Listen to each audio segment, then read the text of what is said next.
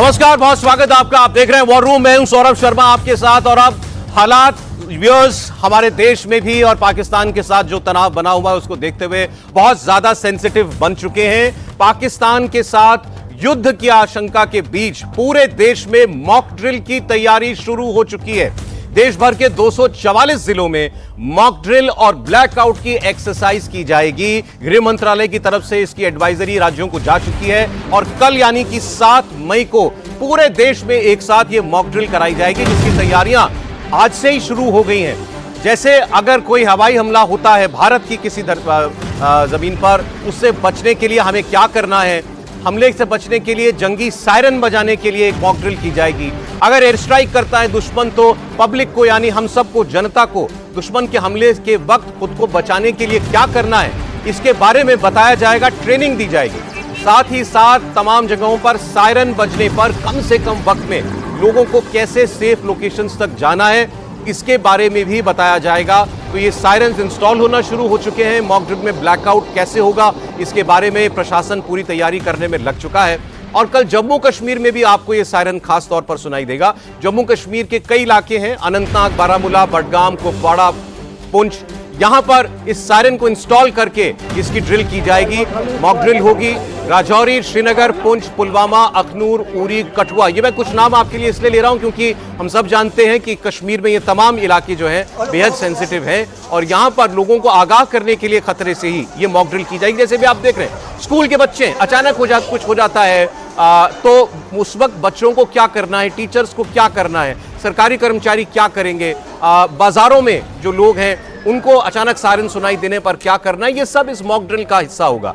फिर ऐसे ब्लैकआउट, अब आपने ब्लैकआउट आपने कभी देखा नहीं अपने जीवन में, लेकिन लोग बताते हैं 1971 की जंग हुई थी जब, और पाकिस्तान की एयरफोर्स से बमबारी करने के लिए जब जहाज आते थे तो उस वक्त कई जगहों पर ब्लैकआउट कर दिया जाता था। ब्लैकआउट का मतलब है दुश्मन को कहीं रोशनी नजर ना आए, वो हमारे रोशनी की मदद से अपने बम गिरा ना पाए। और इसके लिए हर जगह आपको टोटल ब्लैकआउट करना है, रोशनी कहीं नहीं होनी चाहिए। इस सबको सुनिश्चित करने के लिए ये मॉक ड्रिल होगी आज, जिसकी तैयारी है, और कल इस मॉक ड्रिल को अंजाम दिया जाएगा। पंजाब में कई जिले पाकिस्तान के साथ बॉर्डर से लगते हैं और ऐसे में वहां पर फौज पूरी तरीके से हाई अलर्ट पर है। पंजाब के कई जिलों में अब यही जंगी सायरन बजेगा और ब्लैकआउट की एक्सरसाइज की जाएगी। खास तौर पर अमृतसर, बठिंडा, फिरोजपुर में ये मॉक ड्रिल होगी। इसके अलावा गुरदासपुर, होशियारपुर, जालंधर, लुधियाना, पटियाला, पठानकोट, इन तमाम इलाकों में भी पूरी शिद्दत के साथ इस मॉक ड्रिल को कल करने की तैयारी है। मोहाली, बरनाला, बटाला, ये पंजाब के वो इलाके हैं जहां पर ये मॉक ड्रिल की तैयारी इस वक्त पूरी हो चुकी है। प्रशासन के पास कल ये केंद्र का जो है आदेश पहुंचा है, निर्देश पहुंचा है। देश के गृह सचिव ने तमाम राज्यों के गृह सचिवों के साथ बात की है और उनको निर्देश दिया है कि वो अपने नीचे तमाम अमले में, सरकारी तंत्र में इसका निर्देश दे दें कि पूरा मुकम्मल इंतजाम मॉक ड्रिल का कर लिया जाए। अब उत्तर प्रदेश की बात हम करते हैं। देखिए, खास तौर पर जो उत्तर भारत है वहां इसका असर सबसे ज्यादा होगा क्योंकि हमारी जितनी सीमा पाकिस्तान से लगती है वो हमारे पश्चिमी और उत्तर भारत की ही है। अब उत्तर प्रदेश में अगर ये सायरन इंस्टॉल होते हैं तो कहां कहां खास तौर पर लोगों को चौकस रहना है। आगरा, प्रयागराज, बरेली, यहां पर ये मॉक ड्रिल्स होगी। अगर बिल्कुल ईस्ट की तरफ भी जाएंगे, हालांकि वहां पाकिस्तान से दूरी बहुत है, लेकिन फिर दूसरी सीमा भी नजदीक उधर से आती है, तो गाजियाबाद में, गोरखपुर में, झांसी में, मथुरा में, मेरठ में, मुरादाबाद में, यहां भी ये सायरन इंस्टॉल किए जाएंगे। सहारनपुर में, मुजफ्फरनगर में, बागपत में। अब जैसे आप थोड़ी सी आवाज अभी सुन रहे हैं, सुनिए इसको। ये ऑल क्लियर का सिग्नल हो गया है। ऑल क्लियर का मतलब है हमला खत्म हो चुका है।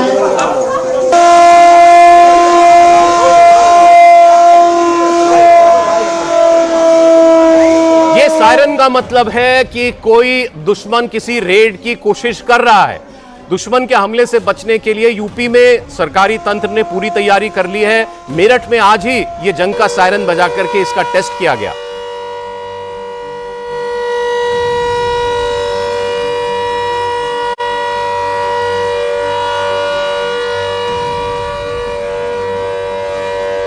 ये आपने सुना, ये सायरन की आवाज, ये मेरठ में सायरन इंस्टॉल किया गया है। यूपी के कई जिलों में कल मॉक ड्रिल होने जा रही है और वहां ये सायरन कल भी आपको सुनाई देगा। आगरा, प्रयागराज, बरेली, गाजियाबाद, गोरखपुर, झांसी, मथुरा, मुरादाबाद, सहारनपुर, मुजफ्फरनगर, बागपत, ये तमाम एरियाज जो हैं खास तौर पर यहां प्रशासन की तरफ से पूरी तैयारी कर ली गई है। गुजरात की बात करते हैं तो गुजरात तो सीमावर्ती क्षेत्र है ही हमारा। वहां पर अहमदाबाद में, जामनगर में, कच्छ में मॉक ड्रिल होगी कल। गांधीनगर, सूरत, वडोदरा में भी सायरन्स इंस्टॉल होंगे। भरूच, नवसारी, महसाना में भी कल पूरे दिन ये मॉक ड्रिल की रिहर्सल की जाएगी। भावनगर में भी सायरन बजेगा। जैसे आप लोगों की तैयारी देख रहे हैं, इनको इंस्ट्रक्ट किया गया है सायरन बजा मतलब क्या, आपको क्या करना है। जमीन पर लेट जाना है, कोई सुरक्षित जगह देख लेनी है, आपके सर पर कोई छत होनी चाहिए उस वक्त या नहीं होनी चाहिए। ये सारी बातें प्रशासन और पुलिस आपको बताएंगे, सिविल डिफेंस के लोग आपको बताएंगे।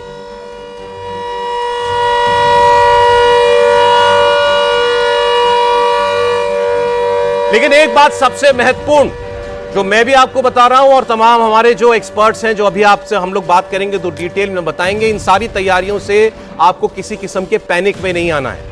ये अगर जहां आप हैं, जहां आप रह रहे हैं, यहां काम कर रहे हैं, वहां कोई खतरा होता है तो उससे आपको बचाने के लिए यह किया जा रहा है। और देखिए, ये एक देश के तौर पर, देश के नागरिकों के तौर पर हमें अपना दिल मजबूत तो करना ही पड़ेगा अगर आपको दुश्मन को जवाब देना है। सरकारें या फौजें उतना ही काम या वैसा ही काम कर पाती हैं जितने हौसले के साथ देश की जनता उनके पीछे खड़ी होती है। तो पूरे हौसले के साथ अगर हम अपनी सेनाओं के हाथ मजबूत करेंगे तो वो मुकम्मल जवाब वो दे पाएंगे जो दुश्मन को दिया जाना जरूरी है। राजस्थान में भी सीमा लगती है पाकिस्तान के साथ। जैसलमेर बिल्कुल बॉर्डर का इलाका, बीकानेर, बाड़मेर, यहां पर भी सायरन्स इंस्टॉल हो रहे हैं। पाकिस्तान के बॉर्डर से सटे गंगानगर में ब्लैकआउट की प्रैक्टिस की जाएगी। भरतपुर, जयपुर, जोधपुर, उदयपुर, अजमेर, बाड़मेर, अलवर, बूंदी, सीकर, यहां पर भी ट्रेनिंग दी जाएगी। खास तौर पर स्कूल्स, बाजार, रिहायशी इलाके, क्योंकि अगर जंग जैसे हालात हों तो नहीं हम कह सकते कि दुश्मन कहां आएगा या कहां नहीं आएगा, इसलिए सबको सतर्क रहना पड़ेगा। हमारे साथ मेजर जनरल राजर कोचर साहब, लेफ्टिनेंट जनरल संजय कुलकर्णी जी, एयर कमोडोर एयर बहल साहब, एयर वाइस मार्शल पीके श्रीवास्तव साहब हमारे साथ हैं। मैं आपको तस्वीरें भी दिखाता जाऊंगा। इस सायरन की आवाज को थोड़ा सा आप लोग सुनने की आदत डाल लीजिए। ये सायरन क्यों जरूरी है, ब्लैकआउट का क्या मतलब होता है, ये आप लोगों को समझना जरूरी है। और आखिरी बार मुझे लगता है 1971 में हमने ये सब कुछ ड्रिल जो होगी की होगी।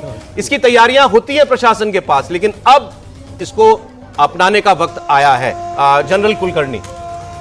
धन्यवाद सौरभ। जैसे आपने बिल्कुल ठीक कहा कि घबराने वाली बात नहीं है, पैनिक नहीं करना है। ये तो मैंने खुद 1965 में भी देखा, 1971 में भी देखा। और ये क्यों ज़रूरी है कि जिस तरह से सायरन बजते हैं, अमूमन अब आजकल जो पुराने इसमें मिलों में सायरन बजते थे या जहाँ पे ऑर्डिनेंस फैक्ट्रीज होते थे वहाँ सायरन बजते थे और अभी भी बजते हैं। तो जब ड्यूटी चेंज होती है या तो ये जो सायरन्स हैं, इसके बजने से नॉर्मल पब्लिक को ये नहीं लगना चाहिए कि हड़बड़ाहट हो जाए। हड़बड़ाहट करने की ज़रूरत नहीं है। जैसे अमूमन क्या होता है, जब भूचाल आता है तो लोग हड़बड़ाहट करते हैं, भागना इधर उधर शुरू करते हैं। उससे बचने के लिए खुदा ना खास्ता, मैं दोबारा कह, खुदा ना खास्ता अगर दुश्मन एयर रेड करता है, हवाई जहाज से हमले करता है, तो ये सायरन जब बजते हैं तो मकसद ये होता है, हम लोग उस वक्त स्कूल में होते थे तो मोर्चे बने होते थे कहीं, तो मोर्चों में जाके जगह लेते थे। जहाँ मोर्चे नहीं हैं वहाँ पे ज़मीन पर जाकर के लेट जाते थे। रास्ते पे अगर गाड़ियाँ हैं तो गाड़ियाँ रास्ते से हट जाती थी, एक कोने में हो जाती थी। ये दिन की बात। अगर रात को जब होता था सायरन बजते थे तो ब्लैकआउट होता था। ब्लैकआउट उस वक्त क्या करते थे हम लोग, कार्बन पेपर लेके के शीशे जो है उन पे लगाते थे, घरों के शीशों पर घरे के शीशों पर लगाते, जिससे कि घर की रोशनी बाहर ना जाए। स्ट्रीट लाइट्स जो है वो सब बंद हो जाती हैं, कोई भी कहीं पर भी रोशनी नजर। ठीक है सर, एक एक करके चलें। पहले सायरन, ये सायरन्स कहां इंस्टॉल किए जाते हैं आमतौर पर, क्योंकि लोगों को लग रहा होगा मेरे घर के पास सायरन लगेगा कि नहीं लगेगा, कहां लगेगा? देखिए, हम क्या करते हैं, डिस्ट्रिक्ट्स को सेक्टर्स में डिवाइड कर लेते हैं। अच्छा। ये हमारा पैसिव एयर डिफेंस का तरीका है। सो उसके जो कंपोनेंट्स हैं कि अगर आपके ऊपर ये सुरक्षा कवच है, घबराने की कोई बात नहीं है। सुरक्षा कवच हमारे देशवासियों के लिए, और 244 डिस्ट्रिक्ट जो सेलेक्ट किए गए हैं, हमारे यहाँ पूरे देश में 806 के आसपास डिस्ट्रिक्ट हैं, उसमें 244 ऐसे डिस्ट्रिक्ट चुने गए हैं जो कि सीमावर्ती इलाकों के पास में या उनकी खास इंपॉर्टेंस है in terms of weapon production and all that. लेकिन होता क्या है कि आपका मेडिकल इवैक्यूएशन या मेडिकल जो साजो सामान है वो सुरक्षित रहे और ट्रांसपोर्ट हो सके। दूसरा, आपका कम्युनिकेशंस, आप कम्युनिकेट कर सकें कम्युनिटी में। तो सेक्टर कमांडर के बेसिस पर सारा काम होता है। और तीसरा ये होता है कि आप जब अपने घरों की लाइटें बंद कर देते हैं तो जो नेविगेशन होता है, जो टेरेस्ट्रियल नेविगेशन होता है, क्योंकि उनको भी एक चीज बता दें गौरव, सौरभ, आपके इस पर कि जो आने वाली जो रेड है उसको भी रेडियो साइलेंस ऑब्जर्व करना पड़ता है, रेडार साइलेंस ऑब्जर्व करना पड़ता है। इसलिए अगर आप जमीन पर लाइट नहीं दिखाएंगे तो टेरेन की आइडेंटिफिकेशन नहीं होती है और टारगेट को अटैक करने में दिक्कत आती है। मैं आपके लिए पढ़ देता हूं जो सरकारी आदेश है। इस मॉक ड्रिल का मकसद क्या है, आप सरल भाषा में जान लीजिए। अंग्रेजी में ये जो निर्देश जारी हुआ है गृह मंत्रालय की तरफ से, पहला point, to assess the effectiveness of air raid warning system. ये एयर रेड वार्निंग सिस्टम ही है, ये काम कर रहा है कि नहीं कर रहा? काम कर रहा है। पहले तो हमारा तंत्र काम कर रहा है। एयर रेड मतलब दुश्मन बम गिराने आ रहा है, बम गिराने आने की संभावना है। ओके। फिर आपने बटन दबाया और अपने को ब्लैकआउट कर दिया, अब आप छिप गए। एक तरीके से पूरा डिस्ट्रिक्ट छिप गया। एक चद्दर के नीचे ढूंढोगे तब ना मारोगे, अंधेरे में आ गया। अंधेरे में आ गया। ओके। और ये तो क्यों जरूरी है? लोगों को मतलब ये जब होगा ग्राउंड पर तो ऑब्वियसली उनको इंस्ट्रक्ट करेगी सरकार। होना क्या होता है, आप घरों की भी बत्तियां बुझा दें, सब घरों की बत्तियां बुझा दें। जैसा जल साहब ने बोला, हम पहले क्या करते थे, हम लोगों ने देखा है, हम कार्बन वाली जो शीट आती थी उसको चिपका देते थे जिससे इतनी सी भी लाइट बाहर न जाए। ओके। तो अगर लाइट बाहर नहीं जा रही तो ऊपर से जो जहाज आ रहे हैं उनको देखने के लिए आप अपने सिस्टम पर डिपेंड करना पड़ेगा। सिस्टम पर डिपेंड करने का मतलब वो कोई ना कोई रेडार या रेडियो साइलेंस को ब्रेक करे। ये सायरन बजने का मतलब, और जो कुछ करने के लिए कहा जाए उसके अलावा सायरन बजने का मतलब ब्लैकआउट, अगर ये बात शाम के बाद की बात है, blackout, hide out. Saurabh, important यहाँ पे ये है, 71 की वॉर से जो हम करते थे वो आज की डेट में हमको वो एग्जाम्पल्स नहीं देने चाहिए, क्योंकि आज जिस तरीके का एक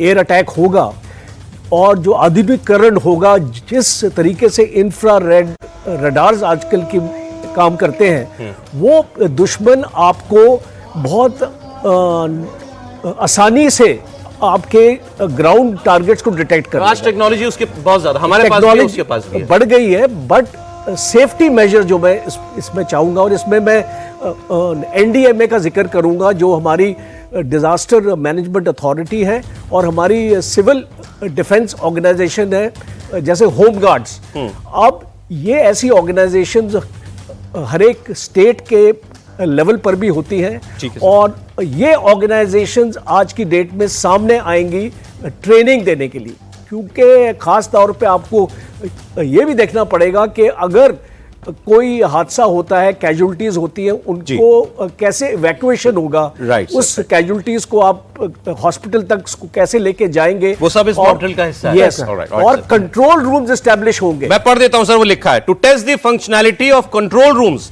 and shadow control rooms. Control room का मतलब कमांडर साहब? बिल्कुल, कंट्रोल रूम वहां होता है, देखिए एक हॉटलाइन होती है एयरफोर्स के कंट्रोल सेंटर से, वहां से इनपुट मिलता है कि हमारे रेडार्स ने पिकअप की हैं स्ट्राइक्स या मिसाइल्स। अब तो मिसाइल्स का भी जमाना है, तो वो आके हिट कर सकती हैं। तो पहले प्री रेड वार्निंग होती है, उसके बाद रेड वार्निंग होती है जब रेड एक्चुअली हो रही होती है, और उसके बाद पोस्ट रेड होती है कि रेड हो चुकी है, अब आप स्विच ऑफ कर जाओ, अभी आप नॉर्मल स्टेट में आ जाओ। लेकिन साथ साथ में ये कंट्रोल्स, ये सब हमें सिविलियन को कैसे पता चलता है? ये सायरन से 3 अलग अलग टाइप के सायरन होते हैं, उनके अलग अलग टाइप की ड्यूरेशंस होती है, high intensity pitch, low intensity pitch, और उसको कैसे वेरी किया जाता है। इसी वजह से ये मॉक ड्रिल्स हो रही हैं, ये बताया जाएगा इन मॉक ड्रिल्स में। लेकिन सौरभ, इससे एक और भी इंपॉर्टेंट इश्यूज हैं। नॉर्मली सेफ एरियाज आइडेंटिफाई होते हैं, बंकर्स आइडेंटिफाई होते हैं, अंडरग्राउंड स्ट्रक्चर्स आइडेंटिफाई होते हैं, जहां पे सबको इकट्ठा होना होता है जब ये एयर रेड सायरन बजते हैं। और साथ में जो हमारी फायर फाइटिंग सर्विसेज हैं, एम्बुलेंस सर्विसेज हैं, और जो इसमें एजेंसीज कौन सी है, मिनिस्ट्री ऑफ होम है, उसके बाद है आपकी civil administration, Indian air force, national disaster management authority, home guards, NCC भी है, और एनसीसी के साथ साथ है यूथ ऑर्गेनाइजेशंस, जो कि नेशनल यूथ ऑर्गेनाइजेशंस है हमारी। जी ठीक है सर। तो ये है साहब वो मॉक ड्रिल, बहुत से लोगों ने, हमारे सीनियर लोगों ने देखी होंगी कभी अपने जीवन में, जिन्होंने नहीं देखी उन्हीं के लिए ये तैयारी सारी आपको बताई जाएगी। प्रॉपर तरीके से प्रशासन इसके इंतजाम करेगा। कल ये सारी एक्सरसाइज होनी है। हमारे यहाँ तो तैयारी चल रही है। अच्छा, हमारा बहुत बड़ा देश है, 244 डिस्ट्रिक्ट हमने आइडेंटिफाई किए। पाकिस्तान इतना सा देश है, वहां उन्होंने सायरन टांग दिए, पाकिस्तान के सायरन भी चोरी हो गए व्यूअर्स।